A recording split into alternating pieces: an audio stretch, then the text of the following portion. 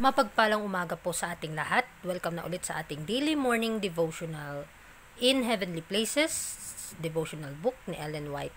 At tayo na po ay dadako sa ating pag-aaral. It's February 27, entitled More Than Conquerors.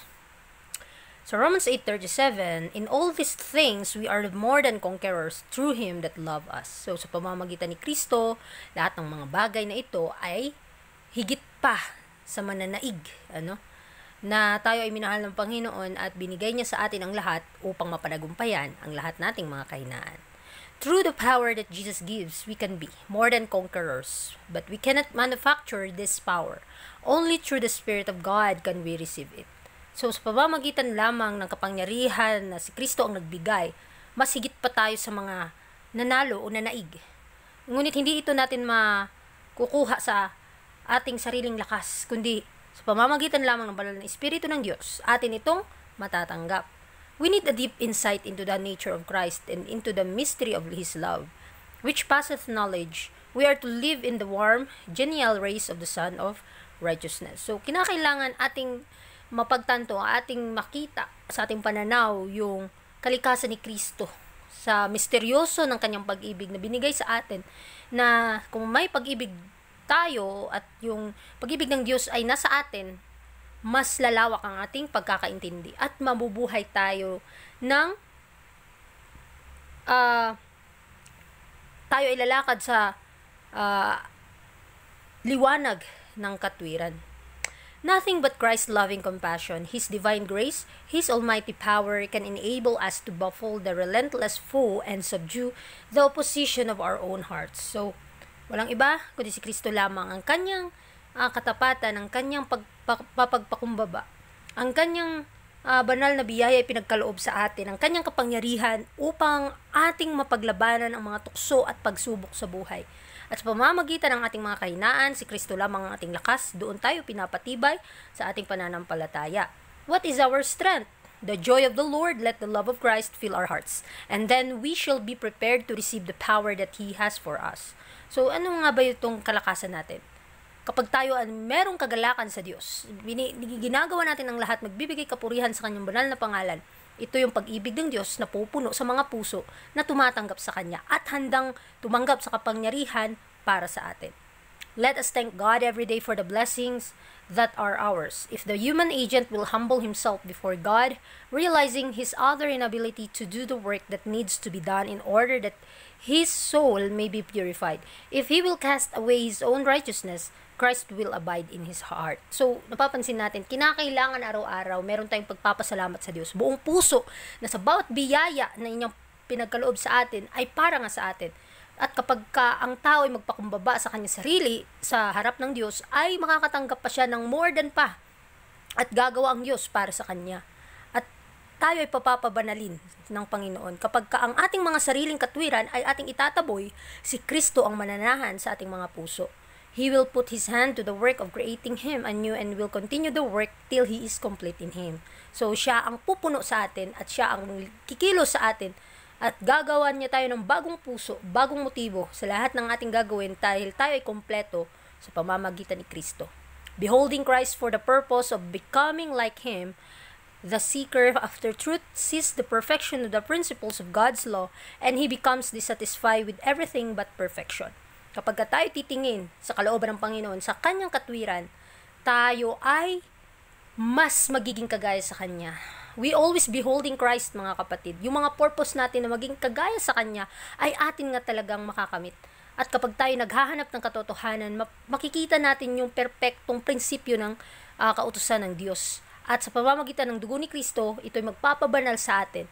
Sa lahat ng bagay na ating magagawa, tayo ay Kanyang pagpapabanalin. But He knows that with the Redeemer, there is saving power that will gain for Him the victory in the conflict.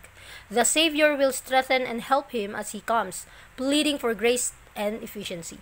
But kinakailangan nating malaman yung sakripisyo ng Kristo na ang Kanyang kapangyarihan ay handang magligtas sa pinakamahinang tao kapag kalalapit lamang siya kay Kristo.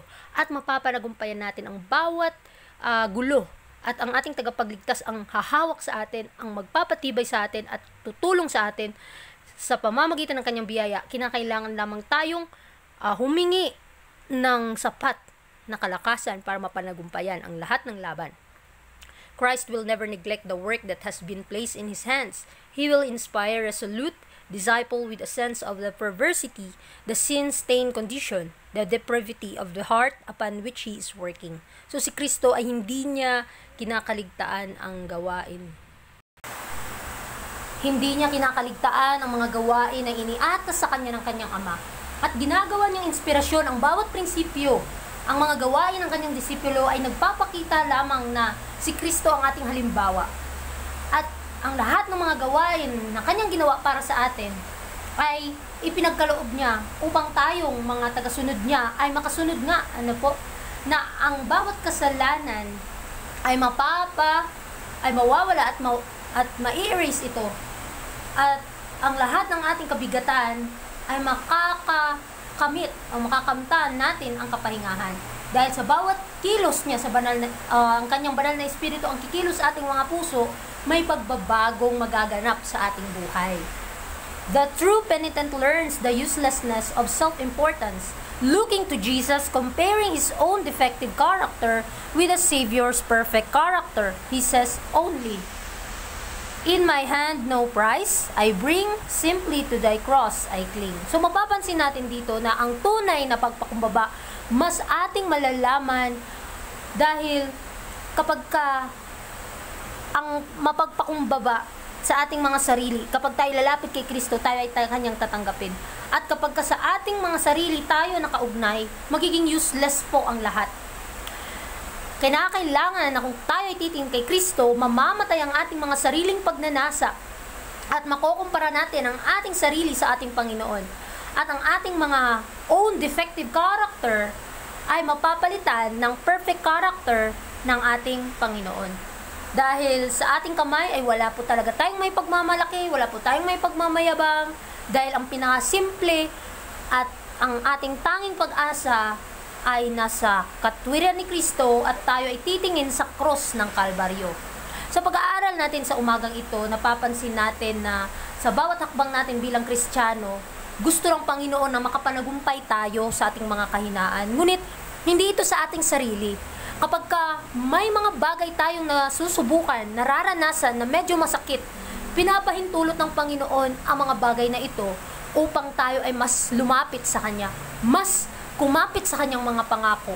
At dito tayo pinapatibay.